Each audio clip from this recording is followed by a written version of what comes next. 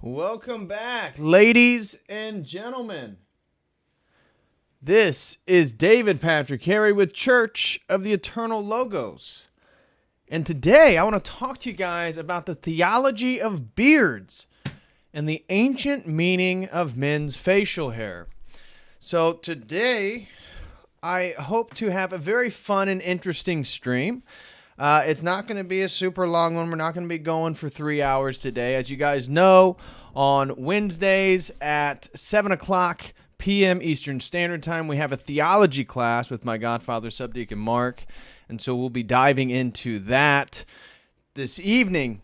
But before 7 o'clock arrives, so this stream will probably only be an hour and a half, a little over an hour and a half, is we are going to be looking at the role of facial hair and its theological import. Because yes, there actually is a theological import in regards to facial hair. Now, we'll be diving into Mesopotamia, the Greeks, the Romans, the Jews, and of course in Christianity. Us being Christians, it's important for us to know, well, what does Christianity say about facial hair? And us being Orthodox men and women, we know that in Orthodoxy, clergy has facial hair, usually only a special exception for when they are clean shaven. And so, interestingly, we'll see this is something that the East and West split on. And that as the Catholics adopted a hairless face, they were actually continuing a sort of Roman-esque tradition. And this has to do with the difference between authority and immortality.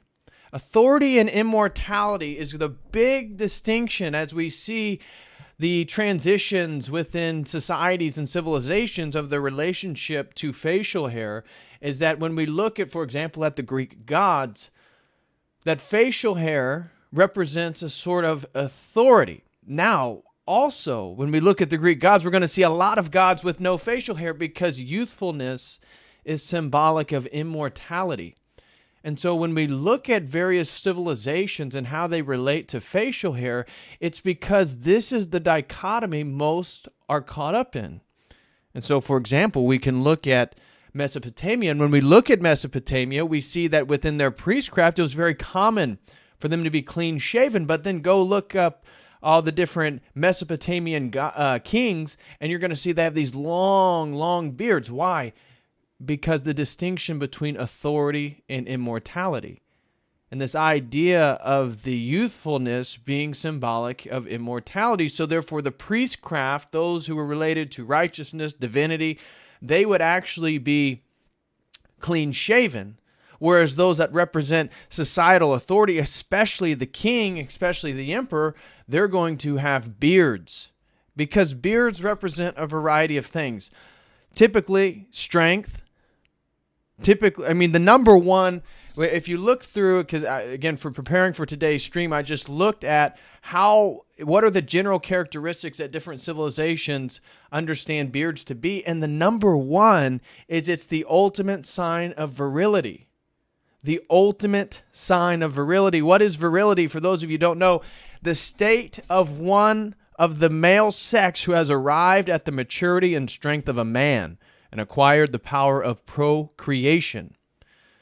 And so many societies see the beard as the ultimate symbol of virility. Now, that includes strength, because when a man reaches maturation, he should have a sort of physical stature about him. That also represents dominance. And that also means authority and ultimately masculinity. So we can see tied up in the beard are characteristics that are usually associated specifically with men as opposed to women. When we look at how women are depicted in iconography, I'm not just talking about Christian Orthodox iconography, but generally speaking within history, we see that it's about purity, submissiveness, compassion, loyalty, things of these sorts, where the beard is about strength, dominance, authority, and ultimately masculinity, because it embodies as a symbol throughout cultures virility. It means that somebody has reached adulthood. And so we can see in the animal kingdom, when I was looking for today, again, preparing for today's stream, is the lion is often referenced in regards to men having beards, and a lion's mane being symbolic of as male lions grow and grow into their adulthood, eventually they'll have a full mane. And when you see the leader of the pack, typically he has a very full mane. And so the beard also represents your testosterone levels, your health levels, because if a man can grow a beard, it shows that he's healthy enough to reproduce with. And this is why, interestingly, when you look more into some of the control group studies of women's attraction to men with facial hair, they tend to prefer men with beards. Now, why? Because you can explain that at a sort of evolutionary level, because the beard itself, the ability to grow a full beard, is emblematic of a healthy male within that species, and therefore has successful potential for reproduction. The same thing is true for a woman with bigger breasts and wider hips. Wider hips because of the efficacy of having birth, right? People have had very troubling births throughout history, and so this was a scary time for women. But women with wider hips obviously have a better chance of birthing children without major harm to themselves. Same thing with women that are well endowed, that have larger breasts. These are unique characteristics to women that men can't have. Same thing with the beard. For a man, your beard in a way is like a woman having breasts. It's something that you can't control. Ultimately, it's genetic to one degree or another, but it's very unique to your sex, right? A beard is unique to men, and breasts are unique to women. And they both have different functions, and they both set off very similar sort of sexual, psychological feedback loops, subconscious in most people, of course.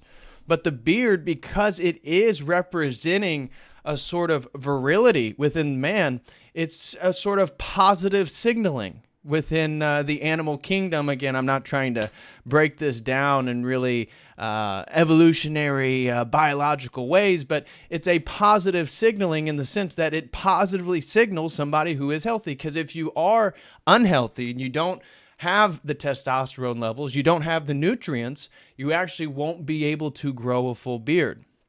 However, obviously, we've seen with hipsters and all this different stuff how the beard as a symbol, knowing all these things, has sort of been hijacked within Western civilization, because ironically, within the hipster community, within the progressive community, we see some of the most effeminate men trying to grow a beard and sort of become their full expression of their masculinity, because they don't really have any of the other characteristics. And so I would advise every man out there to go lift some weights, build up some natural testosterone, actually have some physical stature about you in conjunction with your facial hair. And I think it'll go a much longer way. So, a lot that I want to get into in regards to the difference between Orthodox and Catholic theology on facial hair. This is really tied to the difference between the Jews and the pagans. And we'll see that the Orthodox follow the Jewish tradition, the sort of Jewish teaching on facial hair, while we see the Catholics in the Latin West continue a sort of Roman tradition, a Roman tradition. And so I want to talk about these things with you, as well as the Greek gods. We're gonna go through and just look at the statuary of the Greek gods, and ironically see that some of them have facial hair, but a lot of them don't have facial hair. And that Alexander the Great was actually a very pivotal point in history regarding how these two kingdoms, these two civilizations, the Greeks and the Romans, actually understood the role of facial hair, because Alexander the Great, knowing that the lack of facial hair is symbolic of immortality, perceived himself as a god, and therefore he, even though he was a military emperor general, he was clean shaven. And this is going to have ripple effects and actually dramatically affect somebody like a Caesar, who wants to be in line with this same concept that I represent divinity, and therefore I'm going to be clean shaven. And when you see that Caesar, now you can see the Pope, and you can see a sort of historical lineage and the differentiation between facial hair of the East and the West. And in fact, I have an article that we're going to talk about, the Great Schism, and how the Catholic West tried to excommunicate. Again, there was already major problems, and they were going separate ways. But the Catholic West tries to excommunicate the East over in Byzantium because of all their facial hair, because a couple decades before the Great Schism, the West had already sort of banned clerical facial hair. And we see that still in effect today, that Catholic priests are unmarried and unshaven. Now, in the Orthodox, we see men have to have facial hair and are typically married. They don't have to be. Obviously, there's priest monks. There's various priests that take the a celibate vow. But generally speaking, they have wives. And this difference is our understanding of the goal in what humanity is. And so we'll notice that when we look at icons of Christ, Christ always has a beard. Why does he always have a beard? And what does that mean? And the only time we see Christ without a beard is obviously with the Theotokos, when he's a baby. But when we look at the angels, for example, look at my holy guardian angel icon right here, no facial hair. No facial hair. Why is that? Well, we're going to dive into that here in just a moment. So please smash that like, guys. If you can, smash that like. If you're going to Super Chat, please preferably use the Streamlabs link. I would greatly appreciate it. Though, if you prefer YouTube, feel free to use YouTube as well. Want to mention, guys, if you appreciate what I'm doing here on Church of the Eternal Logos and you would like to support, the number one way that you could support is to become a website member. I will have a new video up later this week over at the website just for website members. I already have a video library there. So for $5 a month, you can become a Logos member at the website, and in so doing, receive access to an exclusive video library, of which is always accumulating and growing. Also, if you would prefer to sign up for a one-on-one, you'd like to talk about theology, philosophy, life, goals, magic, world religions, whatever it be, you can do so by literally purchasing my undivided attention for 30 minutes to an hour or more, depending on what you would prefer. And you can use the link that I just posted in the live chat to do that. Also, if you would like to support just through merchandise, you can do so with this link right here over at the shop. We got t-shirts, we got hats, we got bags, and so forth. Now, as always, I want to highlight that on Wednesday nights we have our theology course. Shout out to the crew. Shout out to B-Dive. Shout out to Ian. Shout out to Allison. Shout out to the typical group that arrives on our Wednesday evening. If you would like to join our Wednesday evening theology course tonight, you can do so by clicking that Linktree link and following me over on Telegram, either the Church of the Eternal Logos Telegram or the Telegram group chat. Both of those is where I'm going to be posting the Zoom link for tonight's theology course. Okay, so now getting back into today's topic, we're talking about beards. And as I said, the lion is often symbolic, but also the peacock. Why the peacock? Because the peacock's plumage, the use of its feathers, the decorative displays of its designs signifies its virility and its attractiveness for women. And in a way, as I said, the beard is a sort of positive sexual symbol, symbolizing one's health, one's virility, and one's accessibility within the sort of sexual marketplace, if you will.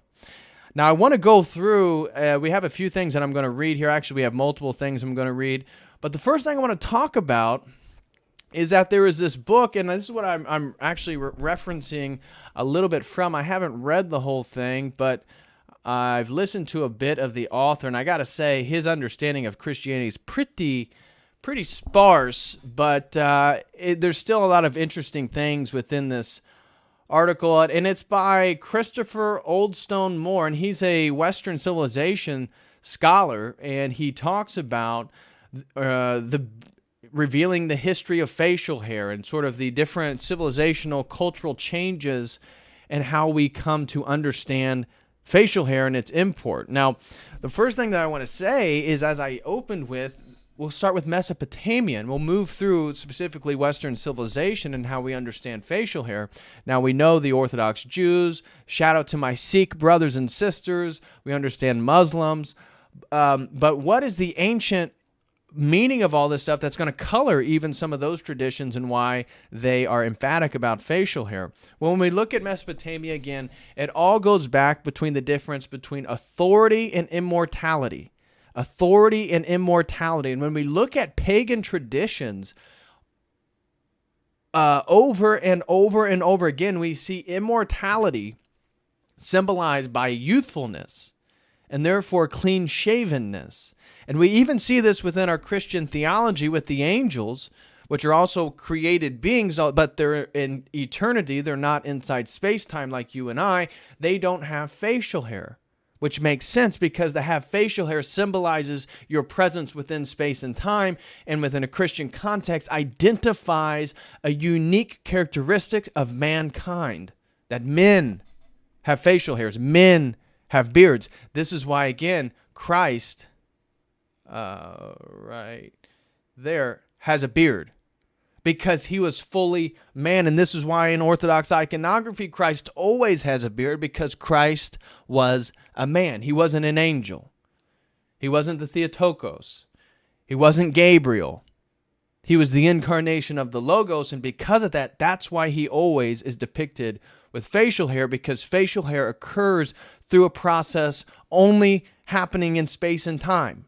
Maturation, growth, age, all these different things. Now, in Mesopotamia, we see then some of the priests often would be totally clean shaven. And when we look at the Egyptians, we can look at a lot of different pagan societies that when they would present themselves in front of the gods, they would be entirely clean shaven. Their face, their arms, their bodies, their pubic area, their legs, because the idea is that hair symbolized man's earthliness, right? And so we can understand the Platonic presuppositions of sort of worldliness, multiplicity being lesser than unity, divinity, right?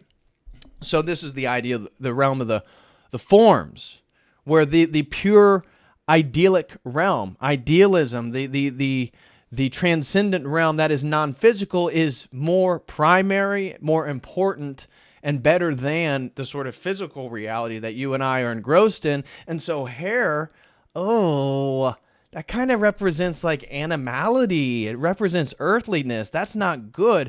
Therefore, we need to, when we present ourselves in front of our pagan gods, often we have to totally shave ourselves. And we see this with the Pharaoh. The Egyptians were pretty emphatic about the total shaving of one's body when presenting themselves. Now, sometimes they'd have the strip, they'd have different manipulations of facial hair. And that's a whole nother thing that this stream isn't going into, is you could then look at the different meanings of different types of facial hair.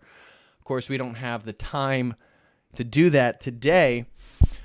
But the kings, when we look at Mesopotamia, despite the priest often being clean-shaven, the kings always have beards. Because even within the pagan societies, beards are symbolic of authority.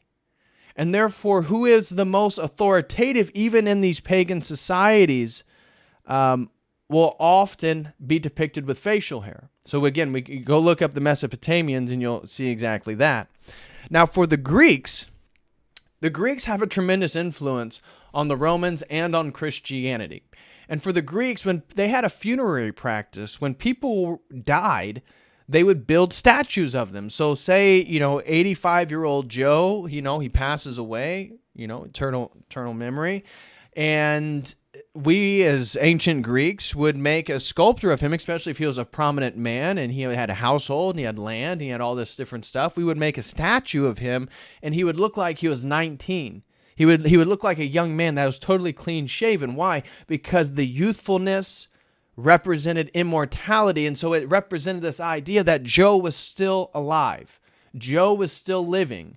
Joe didn't have facial hair, even though, again, he died. He was 85 years old. He was an old man. But the way we depict him as a statue, we depict him as a young man to identify the immortality of his soul. So this gets going within Greek tradition, and we're going to look at some of the Greek gods here and how different ones are depicted with beards and different ones are without.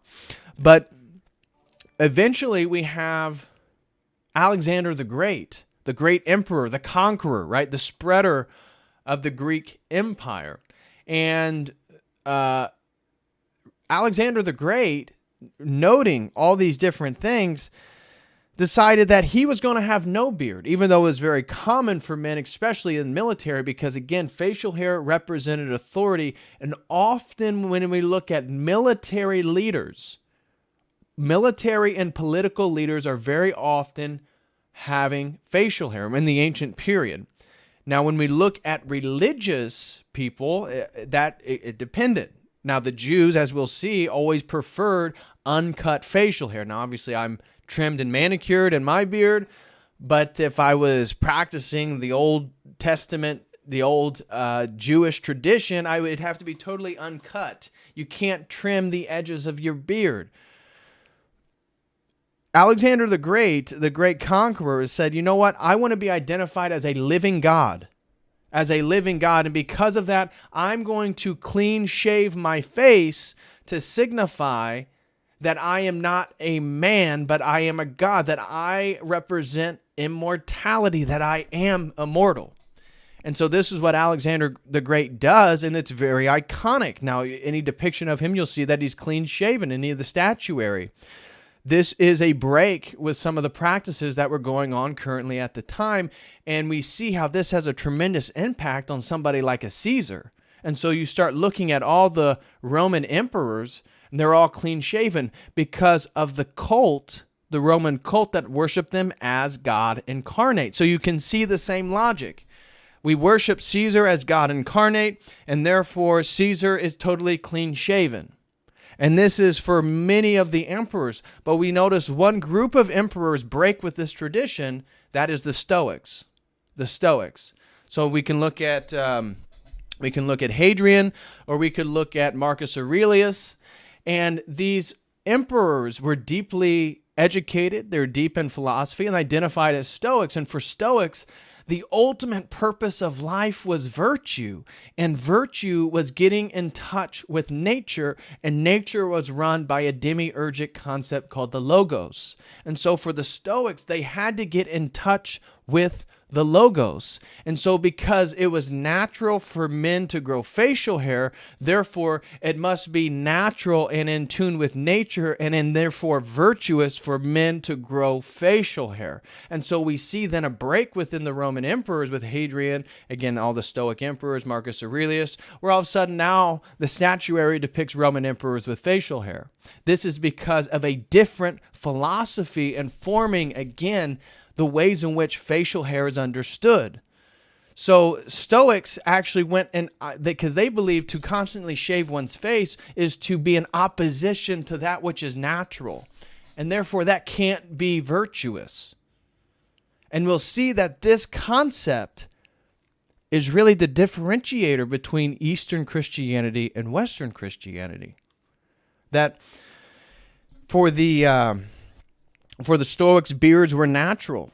But in the Roman time, this is where we see the first real culture, a culture that develops of clean-shaven men. This is where we can identify the beginning of barbers and barber shops is really in Rome, in the Roman Empire, because of this tradition. I mean, again, look at the Roman soldiers, and they're all going to be clean-shaven because of this new concept of the immortality of the Caesar ultimately being the incarnation of God, and he represents immortality, again, by his clean-shavenness because he's not just a man. And so, again, men and manliness and being a man and manhood is often identified with the beard. Now, when we look at the Jews at the same time, we can see all the way back, the Leviticus talks about uncut beards and all this different stuff, that they wore uncut beards, and this symbolized adulthood. That for the Jews, the beard was important. Facial hair was important because it represented the transition of boyhood into adulthood. And obviously your role within the Jewish society was going to be different. And so it also represented the patriarchy, that it was a patriarchal tradition, and that, again, the men's facial hair represented their virility, which represented their ability to now their strength. They can become householders. They need to get married. They have children, so forth and so on. But they were adamant about not cutting facial hair. They wanted it uncut.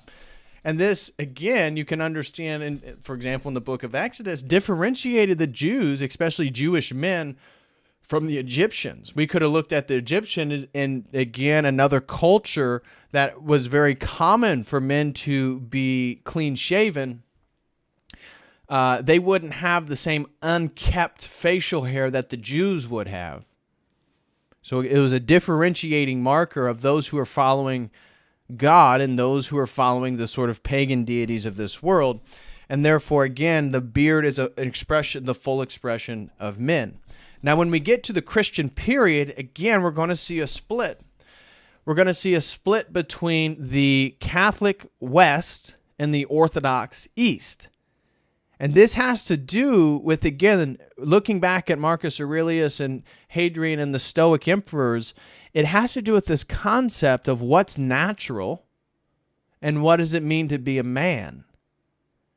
And the Orthodox Church continues in line with the Old Testament tradition of men having facial hair and how this was a common practice and this was a sought-after practice. And in fact, if we come back over here and go over to 2 Samuel, we can even see a time in which in 2 Samuel 10:4, his assistant Hanun sees David's envoys. Again, this is him being convinced by others that of David's intent to spy with his envoys, and he shaved off half of each man's beard and cut off their garments at the buttocks and sent them away.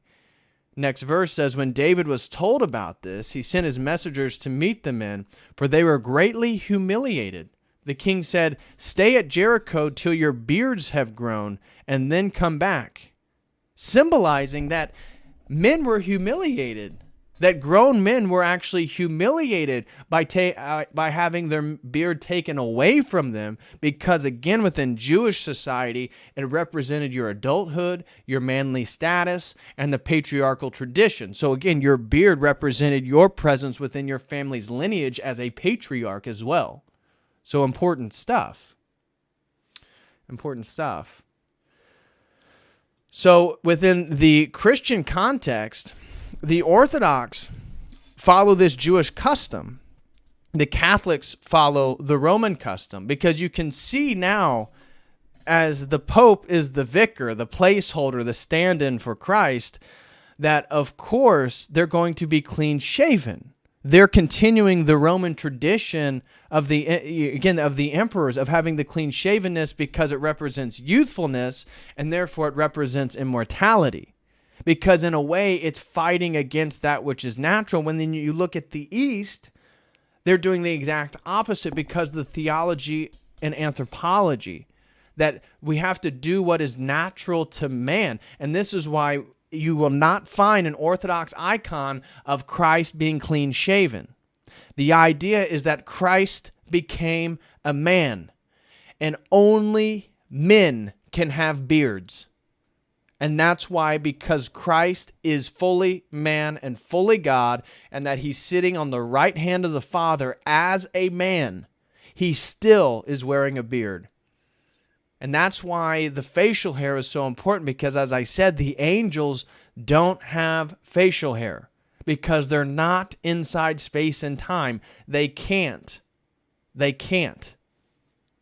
And so the beard, then we can look at Christ, signifies that he was a man and that he was inside space and time, and that his actual body underwent the process of maturation, that his physical body went through the conditions of growth within space and time. And so beards ID mankind in a cosmic way, because within our Christian pantheon, within an Orthodox phronema, only men can have beards. And so wherever you see a beard, you're seeing somebody who is fully man. And so now look at the saints. Look at your icons. For example, right here is St. John the Theologian. St. John the Theologian, of course, has a beard. You'll see that almost all the men in icons have beards, because beards in iconography and in Orthodox theology represent somebody who's fully man. So what does that say then for the Catholics whose priests are unmarried and clean shaven? Because from an Orthodox context, a man being married is natural to what it means to be a man. A man who has a beard is natural to what it means to be a man. You can see something very symbolic, very associative to, again, the Stoic concept of the virtue of being in line with the logos, the cosmic natural logos, of which the Stoic emperors then broke with Roman tradition and all had beards.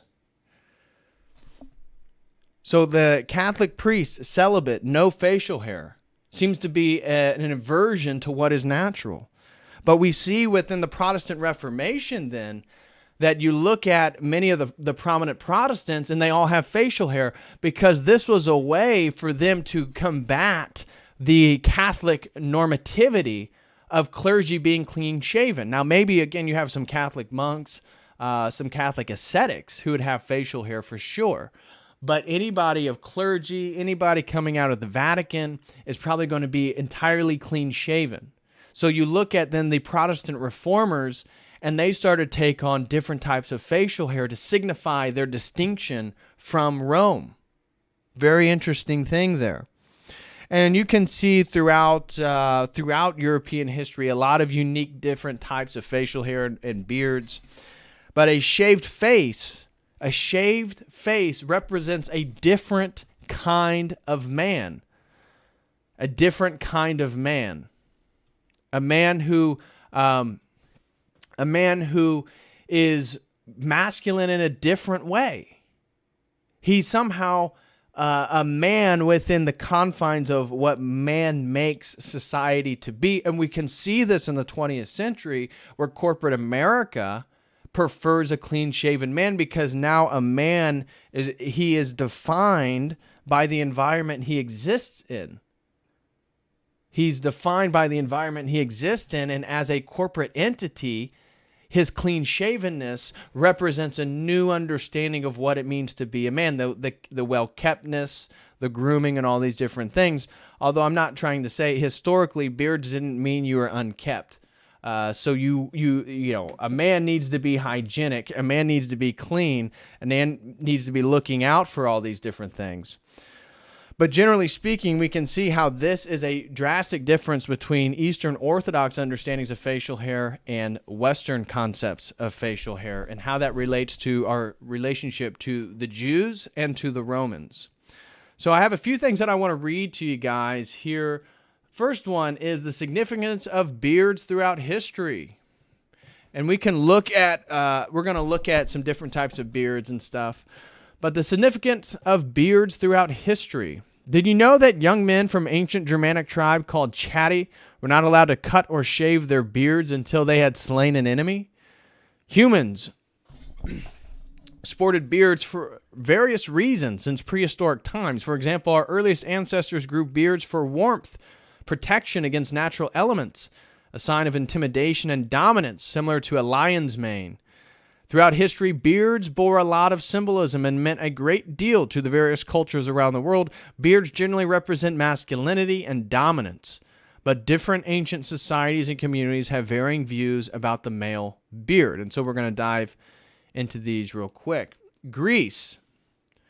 Beards were a sign of honor, virility, and wisdom for the Greeks. Men during this time take a lot of pride in their beards, which explains why many statues of notable Greek sport beards. A Greek satirist and writer, Lucian of Samosata, however, once famously commented, "If you think that to grow a beard is to acquire wisdom, a goat with a fine beard is at once a complete Plato." Despite beards having so much significance in the ancient Greek society, Alexander the Great offered his soldiers to shave because he believed enemy Persians could grab their beard and kill them. The only other time when Greeks shaved their beards was when during the mourning of a death. Now again, as the scholar's book that I highlighted earlier, as he identifies, Alexander the Great didn't sport a beard because of its representation of immortality, and Alexander the Great saw himself as a god. In Egypt, facial hair was common on Egyptian men from the pre-dynastic era, but the clean-shaven look was in favor when the early dynastic period rolled in. They consider thick mustaches, beards, and eyebrows unhygienic, and they didn't have much body hair either. While facial hair wasn't popular in ancient Egypt, pharaohs, both male and female, were seen with artificial plaited beards. They wear these facial rectangular beards with the aim to link themselves with Osiris, the god of death in the afterlife. The beards were also a sign of the mightiness and expressed their status as living gods. And so within Egyptian society, as I said, it was very common when the pharaohs would present themselves in front of the gods, they would be entirely clean-shaven. They would shave their entire face, their arms, their legs, their bodies. The idea was that hair represented earthliness, and because they were in the presence of divinity, they wanted to be closer to that divinity by being as hairless as possible. Rome. Unlike the Greeks, the men of ancient Rome considered long, curled beards barbaric and off-putting. And this is true because, again, think of the Germanic tribes. You can think of the Visigoths who later conquer the Roman Empire, that the Visigoths, they had long beards, they had long hair, okay? So Lucius, the king of Rome, introduced razors in his attempt to encourage the habit of shaving. Although it took about a century to catch on, during this era, people would assume you are a Greek if you had a full beard and a Roman if you were clean-shaven. When Hadrian became the emperor of Rome, he bought the bearded, should be an R in there. He brought the bearded look back into fashion. Rumors said he grew a beard to hide a skin condition on his face. Others believe it was because he was a Philhellene,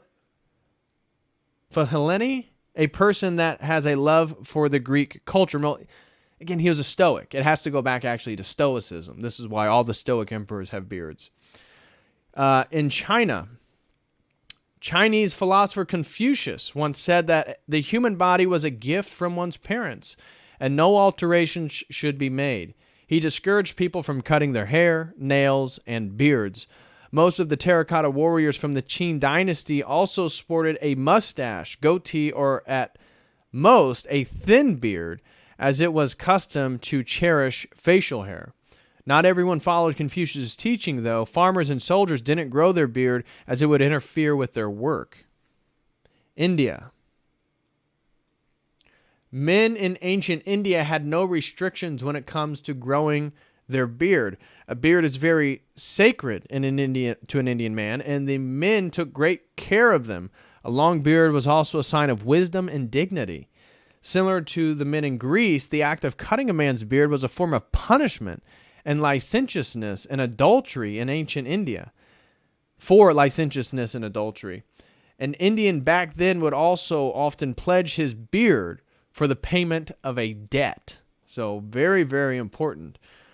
These days, beards are more of a personal choice and a fashion statement, although most modern-day professions prefer a clean-shaven look. The bearded look is starting to become more acceptable in today's society. So I wanted to show you guys then, here's some Greek gods, right? So we look at some Greek gods. Here's a good depiction of, it looks like Zeus or Hercules, and he's got a beard. Now, interestingly, Hercules goes through a period because, again, after Alexander the Great, we see some of the Greek statuary and the Roman statuary present the gods as cleanly shaven. But here appears to be Zeus with a beard, but we can look over here to Apollo, and we see Apollo absolutely cleanly shaven. Why doesn't Apollo have a beard? And again, this is to represent immortality. Here's Dionysius, totally clean shaven. Of course, all the women are going to be clean shaven. But when we look at Poseidon, well, he has a monstrous beard, a huge beard. And this represents, again, authority. So the dialectic is always authority versus immortality, and the beards represent authority. So whenever we see the gods with beards, and you'll see that they are depicted at different lengths. Here's again Apollo.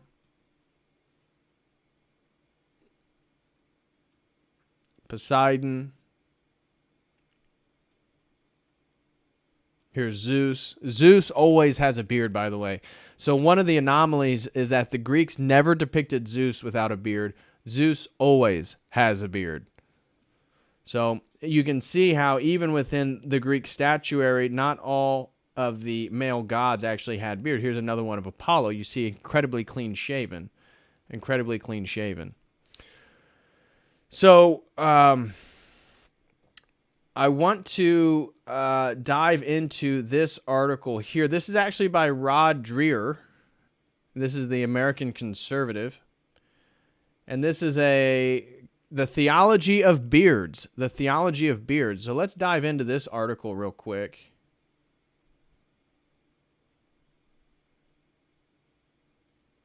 Okay, the Theology of Beards.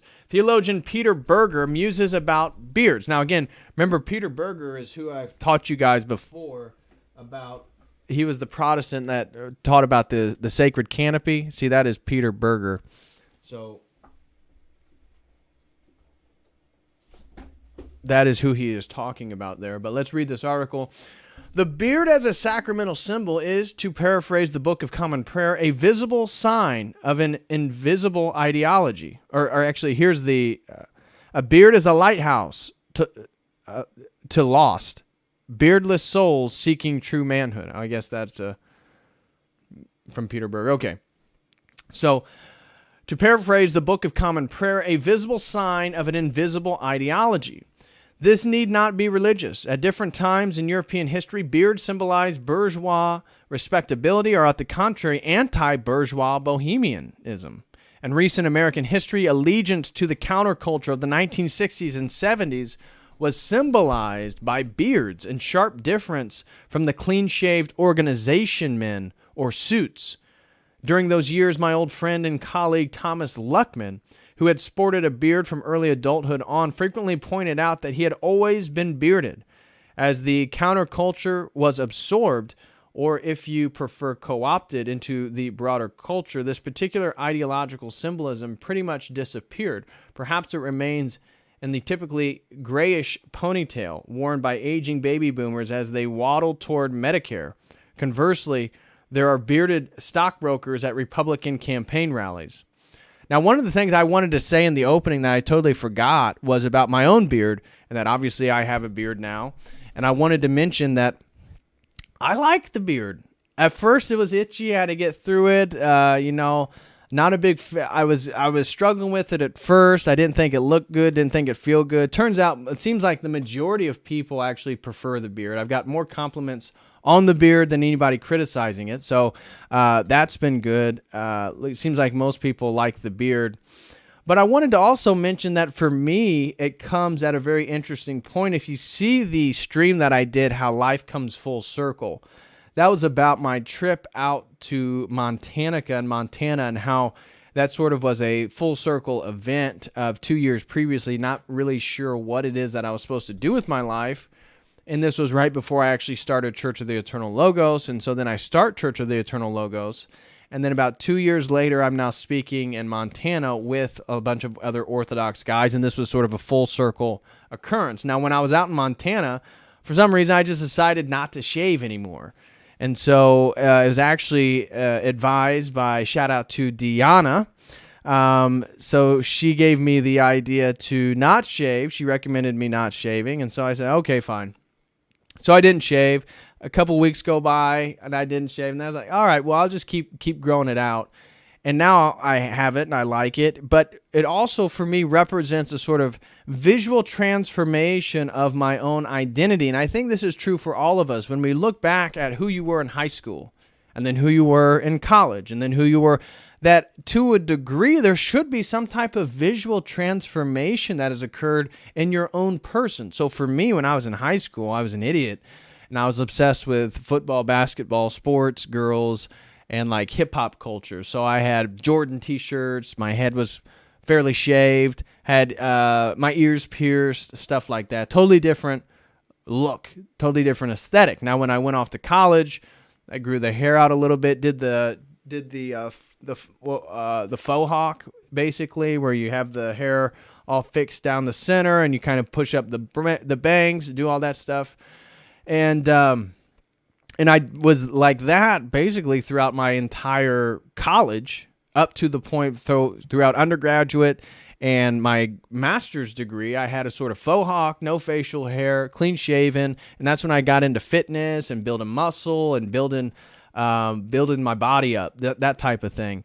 Then when I moved to California, for my PhD program. To me, this was a big deal in my life. This was a transition in my life. And so I felt like I need to do something new. And so I got a new hairstyle. And that's the hairstyle that you see now. So instead of wearing the faux hawk, I decided I was going to get it shaved, do the fade, have a nice hard part, and do that look. And so I've had that hairstyle since the beginning of my PhD program. And then basically I can point to Montana as the point that I started to grow facial hair. And so now I have a beard. And so now I feel like this represents, in a way, a new stage in my own life, in my own trajectory. And so this might be something, again, for anybody. I just say all this because this is how I view it.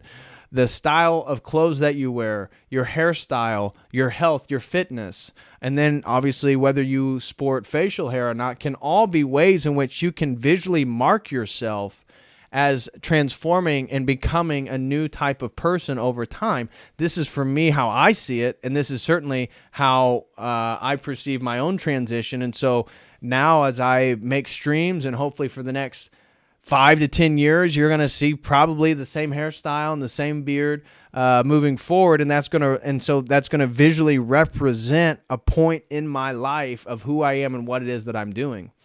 So just wanted to share that. Again, maybe that's something that'd be useful for somebody out there. I just wanted to highlight. Anyways, continuing in our article, needless to say, religion is a particularly rich field for the beard as sacramental symbol. There are significant differences between Latin and Greek Christianity. Bearded priests have become the norm in Eastern Orthodox churches. In the Roman Catholic Church, while there are some monastic orders whose monks wear beards, secular priests are normally clean-shaven. I don't know whether they are grooming regulations in either case, nor do I know in any Protestant churches. Mormons stand out. Young men going out on their 2-year missionary saints must be clean-shaven, as must students must at Brigham University. Beards have become the trademark of Orthodox Judaism. Though the Torah does not command them directly, Leviticus only has rules for shaping the beard. Again, technically, I would be violating Jewish law with this one right here. I would imagine that there are different deductions from these rules in the Talmud. Jews in mourning while sitting shive don't shave and let the stubbies sit during this period. Sikhs, and again, shout out to our Sikhs brothers and sisters, again, followers of Guru and Nanak. We're talking about the Punjab. We're talking about northern India. We're talking about a tradition that's a sort of mixture between Hinduism and Islam. We're talking about the men of the sword. Anyways, Sikhs are very intent on their luxurious beards. Many Hindu ascetics have beards, but that is not so much a symbol as the result of their having no possessions, not even a razor. They do beg. Is there no pious barber who can donate a free shave?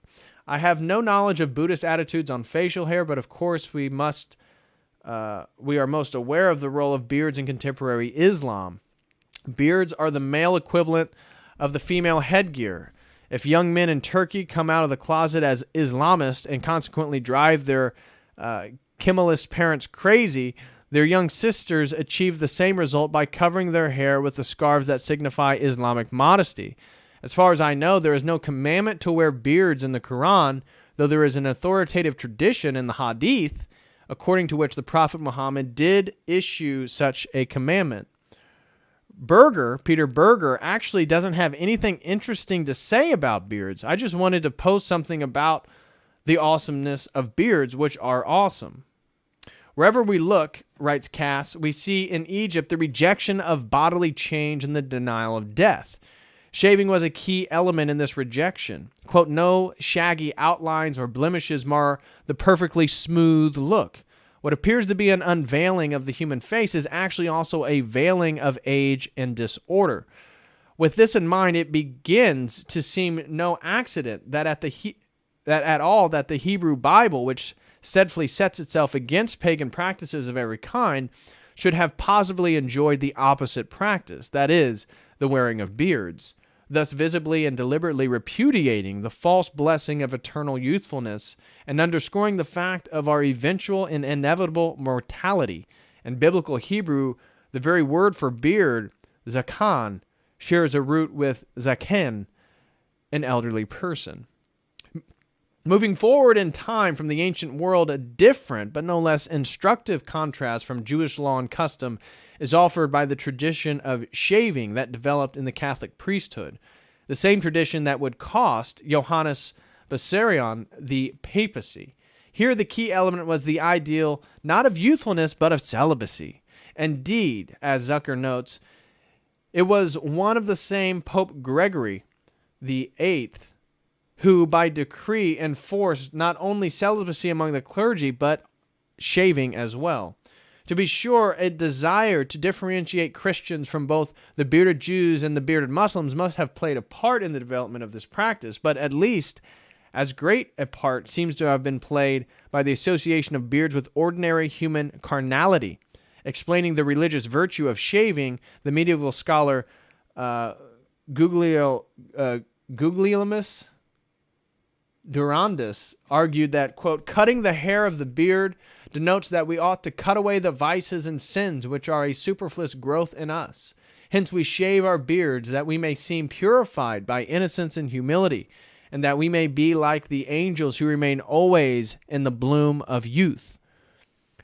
And by contrast, now I wanted to make a point here because, again, we can see how the Catholics, that this whole presupposition is that youthfulness equals immortality. This is the symbolism, as I said, that was replete by the Greek and the Roman civilizations, that somehow youthfulness equated immortality, and therefore clean-shaven men represented immortality or divinity better. We see Rome continued this practice and in a way degrade what it is to be man, right? Because what's natural to man needs to be done away with. Now, from an Orthodox perspective, we could see, well, Christ became fully man, and so he sanctified this. He sanctified the use of facial hair, as opposed to the way the Catholics would understand that. So this is a major theological distinction and represents, again, that it's a failure to recognize that of mankind because it's wanting us to be like the angels, but we're not angels, right? This discussion by this particular theologian is recommending us to be like the angels. That is a negation and a failure to recognize that we aren't angels and we are made in a different order of creation. And that from an Orthodox perspective, that beard then signifies a distinction and a break from that celestial order to this more earthly order. And so that's why that carnality is seemed negative in the Catholic context. If by contrast, the Jewish faith has always found religious value in facial hair, it is because Jews are not expected to embody angelic innocence. Exactly. And so I want to move then to this article, which was pretty neat. This is the beard battle that almost split Christendom. And this is about the differences in facial growth, hair growth, during the schism, the pre- and post-schism. All right, how's everybody doing over in the live chat? Please smash that like, guys. And please super chat using the Streamlabs link. So, diving into this next article, the beard battle that almost split Christendom. A fond look back at the time when growing facial hair was an excommunication-worthy offense. All right, let's zoom in here. In this bi-weekly feature, we seek to encourage the local church by remembering the times when things were much, much worse. And by the way, guys, I think this is a Protestant article, so bear with me here. They're not going to be the most sympathetic to our Orthodox viewpoint. At first glance, a beard may seem like an unremarkable thing, just a bit of protein, really, sort of like a fluffy toenail for your face. A fluffy toenail for your face? What? Many grown men, myself included, can't even grow them. This is true, right? Unfortunately, a lot of men can't even grow a beard. And so, that it's unfortunate that that being such a virile symbol of masculinity, you can see different groups of people, different ethnicities have very different struggles when it comes to actually growing a beard. And yet many of the men throughout history, they've been a big deal. The law of Moses commanded men not to trim the corners of their beards, a custom that Orthodox Jews still practice to this day. Many of the reformers grew long beards, possibly to signify their break with the traditionally clean-shaven Catholic clergy. Even Baptist minister Charles Spurgeon, in an attempt to win a, quote, most overstated case for anything ever competition, famously advised his students that growing a beard was a, quote, habit most natural, scriptural, manly, and beneficial. So yeah, beards can be reasonably important sometimes. One time, they even contributed to one of the deepest, oldest, and ugliest rifts in all of Christendom, the Great Schism. Of course, anyone with a cursory knowledge of church history knows that until approximately 1054 AD, there was basically one united church for the geographical area that used to be the Roman Empire. The Western Latin-speaking half of the empire fell in 476, but its church hung around well past that. Meanwhile, the Eastern Greek-speaking half, which became known as the Byzantine Empire, was still a thing into the 15th century. Ostensibly, one of the forces that united these two very different halves of the church was the Nicene Creed, a couple hundred words that articulated their shared beliefs. But then the Western Church had to go and screw that up. Trouble started when the Western Church officially added a single word to the creed in 1014, the filioque, which roughly translates to, quote, and the Son. If you come from a somewhat liturgical church, you know what I'm talking about. We believe in the Holy Spirit, who proceeds from the Father and the Son, if you're Catholic, obviously. Now, we say we believe in the Holy Spirit who proceeds from the Father through the Son, not from the Son. It's not necessarily a biblically indefensible position to take, but it was a strange change to make unilaterally, considering that the creed was supposed to be an ecumenical confession. For reasons that are, for our purposes, dry as dirt, the Eastern Church was understandably upset when they found out about that change. As everyone knows, the horse wouldn't be invented for another 258 years, so news traveled slowly. The Christology really hit the fan in 1053 when Pope Leo IX finally sent his emissary to the Eastern Empire to hammer out, once and for all, those who were being a big bunch of heretics in this whole thing. The envoy was led by a cardinal named Humbert, which apparently is not just a name that Nabokov made up. When Humbert got to Constantinople, the Byzantine emperor welcomed him. The Patriarch Michael I Crulerius, the leader of the Eastern Church, refused to give him an audience. Eventually, Humbert got sick of just hanging around the Byzantine court, making jokes about how Byzantine everything was, and one assumes hitting on the emperor's friends, so he decided to open up a can of whoop-tushy on the whole, quote, heresy tradition. Basically, he excommunicated half of all Christendom for having beards. Sort of. See, what happened was, on July 16, 1054, Humbert interpreted the Patriarch in the middle of conducting the Divine Liturgy to serve him a papal bull of excommunication.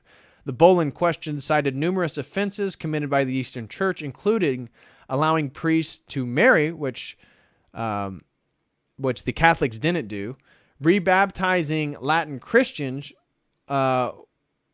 which they also didn't do, and omitting a clause from the Nicene Creed, which you'll recall had actually been added unilaterally by the Western Church. Oh, and the kicker, quote, "And because they grew the hair on their head and beards, they will not receive in communion those who tonsure their hair and shave their beards, following the decreed practice of the Roman Church." That's right. Worst of all, those Byzantine Christians who grew beards, and according to the bull, they denied communion to men who shaved. 2. The Roman Church had banned beards in 1031, only a couple decades before Humbert excommunicated the East for not following suit. The bull was pretty much bull. Not only were most of its accusations fabricated, but the people whose name was on it, Pope Leo IX, had actually died several months before it was delivered, technically rendering it null and void. While Humbert would return and regale the West with his heroic condemnation of those bearded heretics, most of the Eastern Church just shook their heads and said, "That was weird, huh?" and carried on if nothing had happened. In other words, the East, the whole thing was a kind of avatar of 1054. The East didn't respond, however, by burning the invalid papal bull and excommunicating the West right back for good measure. But most historians will tell you that neither excommunication actually meant much. Humbert's bull only named the Patriarch and not his church, and the Patriarch's anathema affected only Humbert and a couple of other guys in his legate. It would take another couple of centuries before this split between East and West was really total. In the end, the whole incident was probably less like a couple fighting for a divorce and more like a couple staying up late drinking, getting in a fight, demanding a divorce from each other, passing out, and then waking up in the morning and splitting headaches and wondering, did we really say that? Did we really mean that? Yeah. Sorry. Again, sorry for this Protestant guy's writing. In other words, it was a sort of thing that might have been fixed with a sincere apology, but the apology never happened, and eventually the divorce did.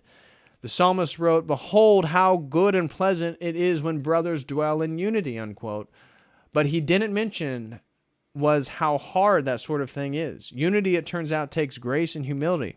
Sometimes the grace to say, hey, let's seriously discuss our theological differences, and sometimes the humility to admit that the other guy's beard is just genuinely awesome, even if you can't grow one.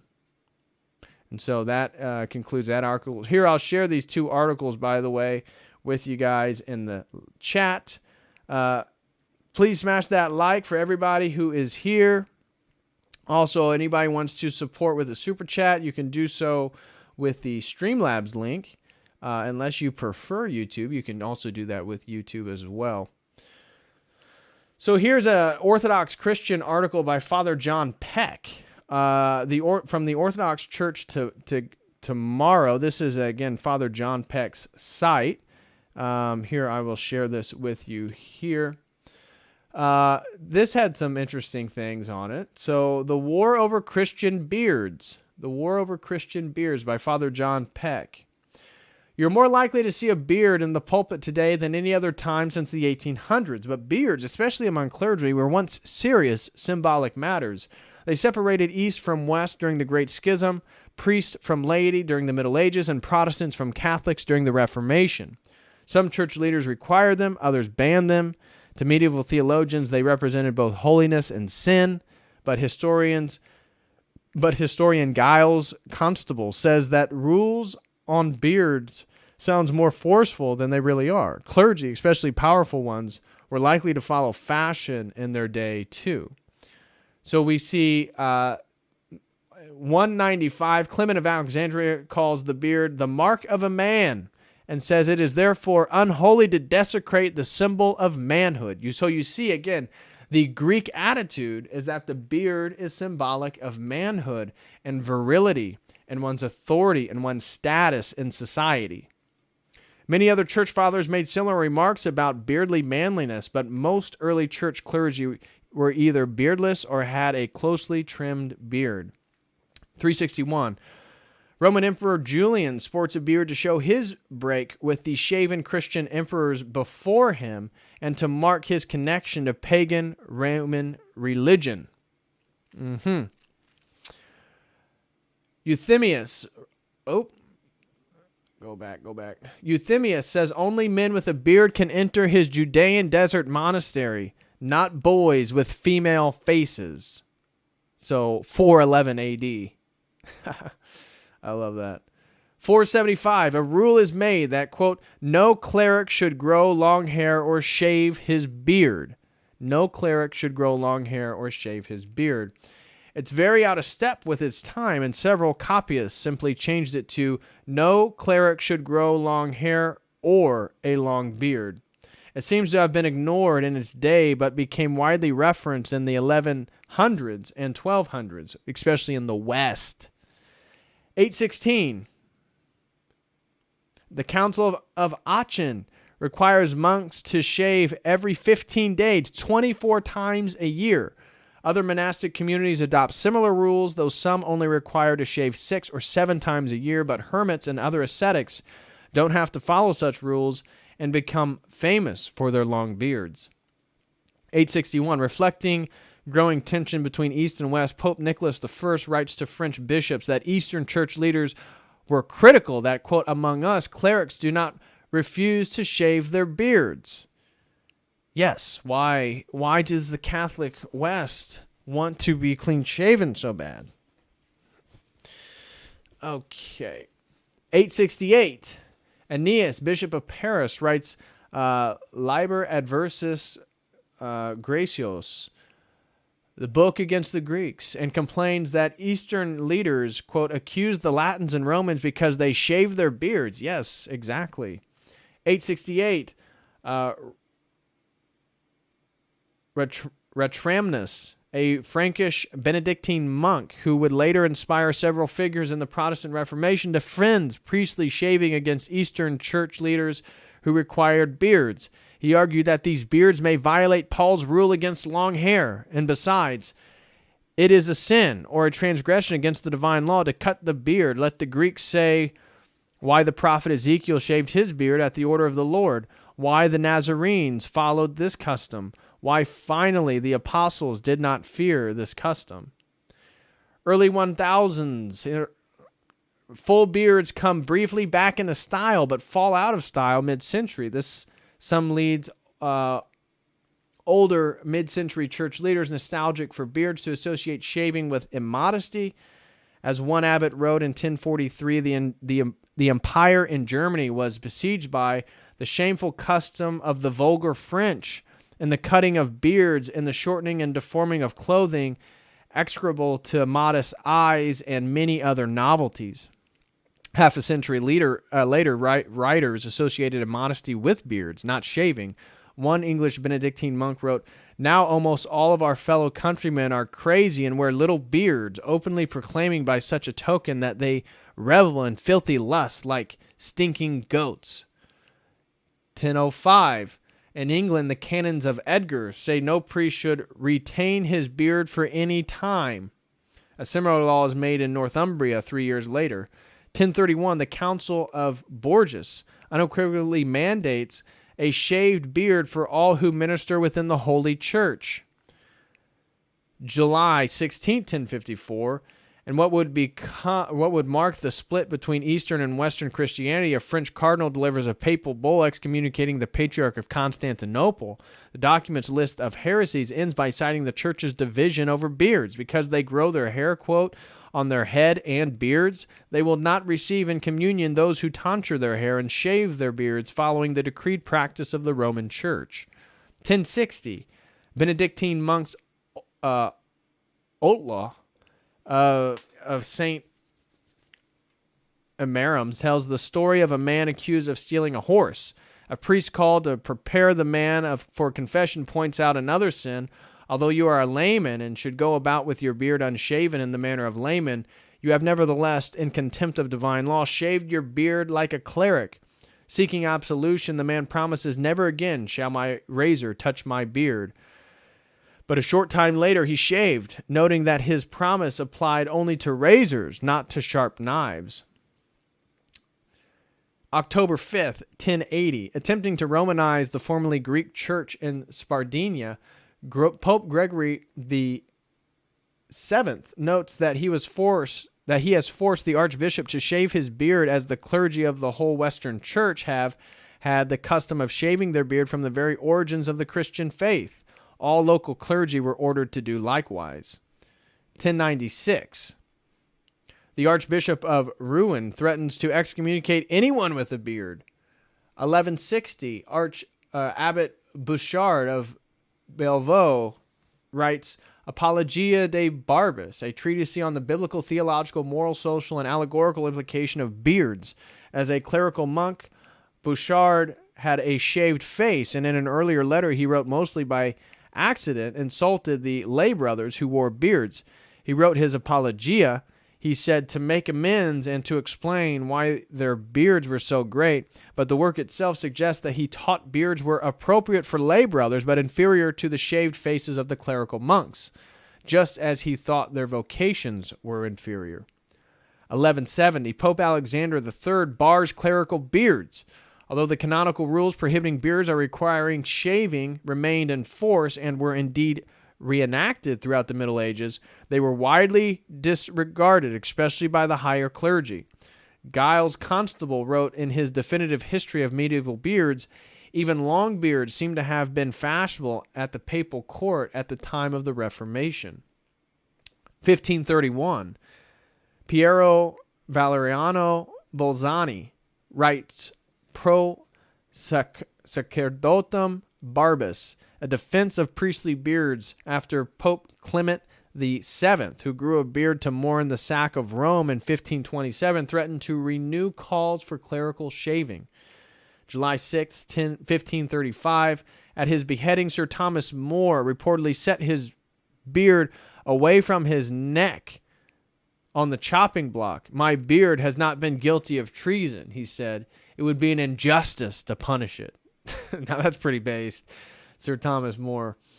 1535, Henry VIII taxes beards. Yes, you've heard it.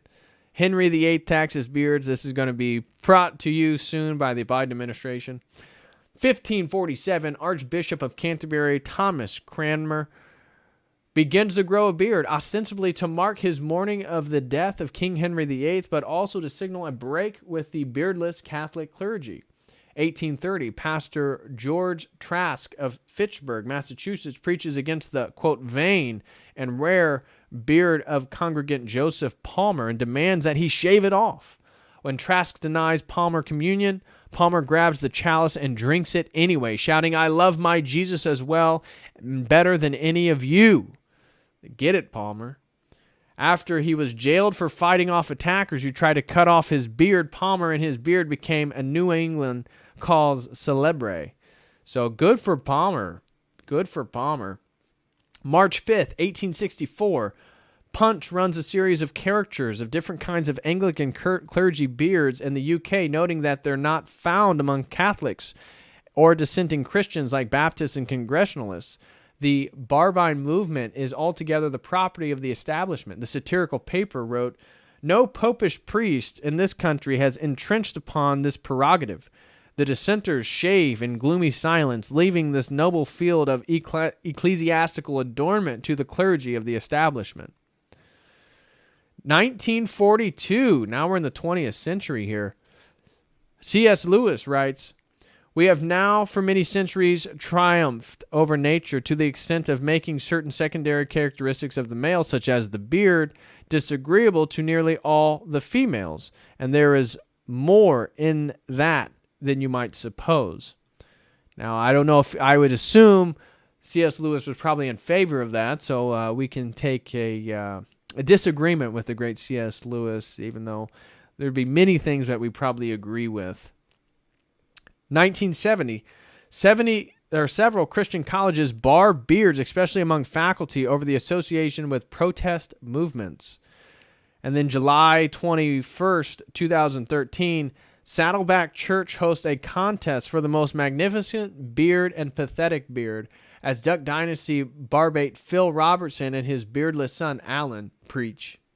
So that is a little article, again, by Father John Peck on the history of beards. I thought that was an interesting article and wanted it to share with you guys there.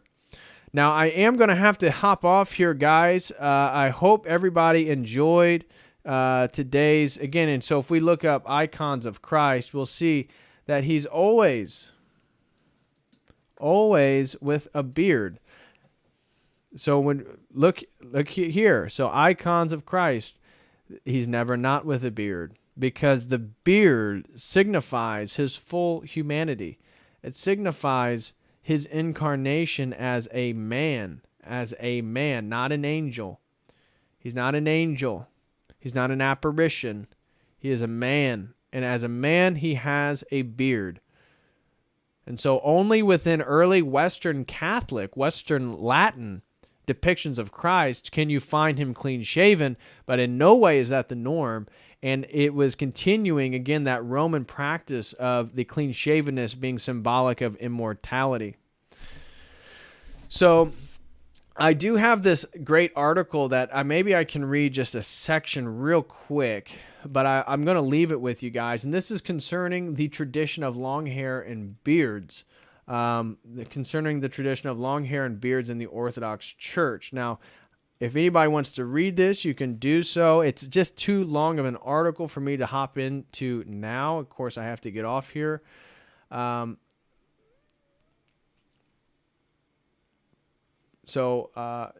Here, we'll start here. Orthodox Christian piety begins in the holy tradition of the Old Testament. Our relationship to the Lord God, holiness, worship, and morality was formed in the ancient times in the Bible.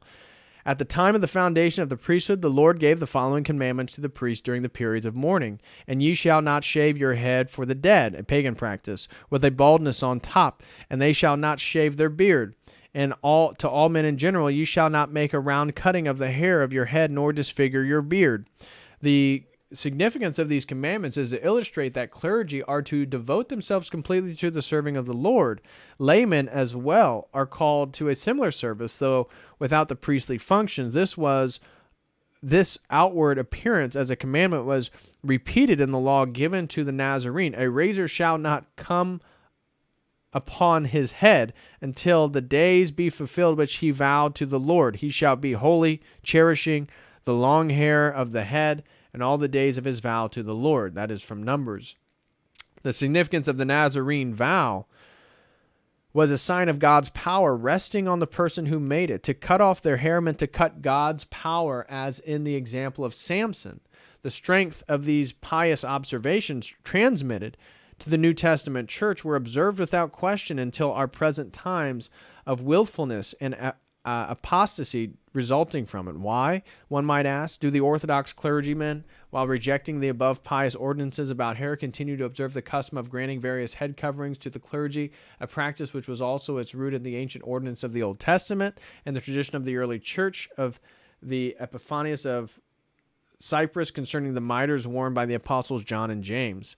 The apostle Paul himself wore his long hair as we can conclude from the following passage where it mentioned that the headbands, when he cites the Slavonic word meaning a special font, consult with the original article if needed, and towels touched his body were placed on the sick and to heal them. The headband indicated the length of his hair, which had been tied back in order to keep it in place. Guys, please, again, smash that like, and if anybody has a super chat, I'm going to read it real quick here. Please use the Streamlabs link if you could. So anyways, this is a really good article on the Orthodox understanding of long hair and beards, and then it has this section right here on uncut hair, beards, and clergy. So if you'd like to read some of that, guys, feel free to do so with the article that I just posted, and I'll share that again with you guys real quick. And then I'm going to read some super chats. So please send in those super chats real quick right now, and I'm going to read those. All right, looks like we have one super chat from Gen Z Philosophy, who throws in a super chat, and he says, I'm 22 and can easily grow a nice goatee and mustache, but the sides of my beard don't come in thick. Would it be better to keep the sides shaven and look like Vladimir Lenin, or to grow the sparse sides out and look like Father Hears? Well, Gen Z Philosophy, that's your own call, brother. I'm going to say that, 22, your facial hair is going to come in a lot better when you get a little older. Now, mine was always thin on the sides, and I mean, mine's pretty thick now. I think it looks good. But if I were you, again, we're not in the ancient times, so it's not a mandatory thing. I kind of like the mustache look. Now, I don't think I particularly would look good with a mustache, but I think that if any of you guys are having trouble, maybe if you can grow a mustache, but you have troubles on the sides, do the mustache. Bring the mustache back. Come on. This is Magnum PI. The shorter the shorts, the better the man. And if you got a mustache, dang. So bring the mustache back. If you want, maybe you can just do the goatee.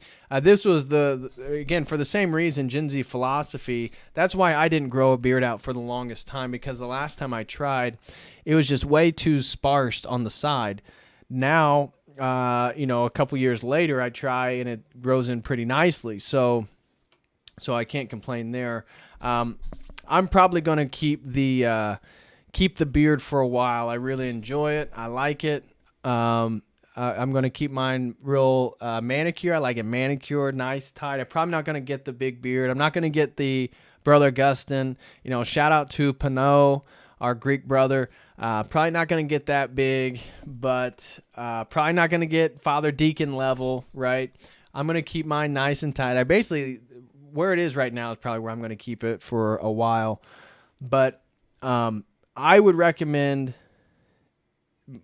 shaving the sides. If it's real thin, just shave the sides. Keep your goatee, keep a mustache, keep chin hair, or keep stubble, something of that nature. Whatever you prefer. So I wouldn't go real hog wild if you can't grow in the sides, personally. Nick Offinger says that the mustache is extremely powerful, and people just know you're in charge of some stuff when you have a strong stash. I know. I love the look of a dude. Again, if you're good looking, you don't even have to be good looking. If you dress, you can change how you dress nice, get in shape, and be well manicured, have a mustache. I think the mustache is totally underestimated.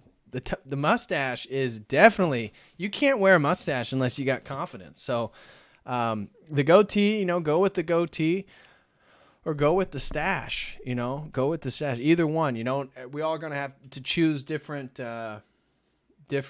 styles. So I basically have my style here. So yeah, exactly. Pinot and Brother Augustine, they got those thick beards. Yeah, Roosh does too. Exactly. And Father Deacon. So I probably won't go that way. I'll probably be more of a real nice, tight, organized, clean, bearded look. But Anyways, Gen Z, that'd be my philosophy, brother. That'd be my philosophy. So Jimmy says, literally all it took for girls to start noticing me and saying hi was growing my hair out and dressing better. Yeah, that's usually helps a lot. Yeah, you don't have to. Hygiene is a big one, guys. Like, you don't have to be this great looking guy, but if women could look at you and you smell nice and you're clean and, you know, you can present yourself in some type of confident way, women will be attracted to you. Women will be attracted to you. It's not like some secret science. You don't have to do a bunch of crazy stuff. So just keep that in mind, that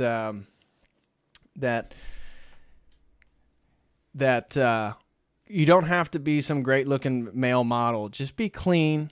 Just be manicured. Just smell good. That's a big one. Most of you guys don't smell good. I'm not saying most of you guys. I'm sure anybody watching this stream probably smells wonderful. But smell good.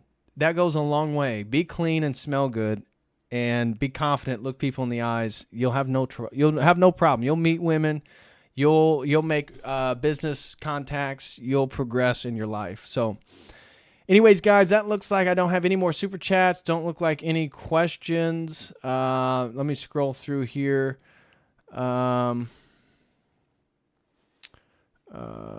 Let's see. I'm not seeing anything. So shout out to all our moderators. Thank you, mods, for keeping the live chat clean. Thank you guys for timing people out, blocking people. Feel free again. You can block people. I'm tired of it. So anyways, guys, I'm going to go do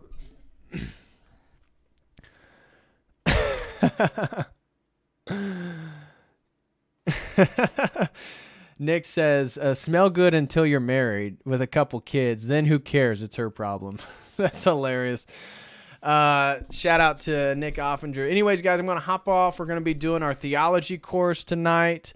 If anybody, again, you like what we're doing here at Church of Eternal Logos, you'd like to help, please become a website member. I'll have new content up here soon. Also, if anybody would like to sign up for a one-on-one session, you can do so with this following link there. And if you would like to support by buying some merch from the shop, you can do so with this link right here. If anybody wants to join our theology course tonight, you can do so by following the Telegram page of Church of the Eternal Logos or the Church of the Eternal Logos group chat. And I'm going to post that link here in just a few minutes, and you can join us over in the theology course tonight. So I will see you guys again Friday. Until then, please smash that like. Thank you all for your support. Thank you very much, Gen Z Philosophy, for your super chat. I greatly appreciate it. And I will see you all next time. Until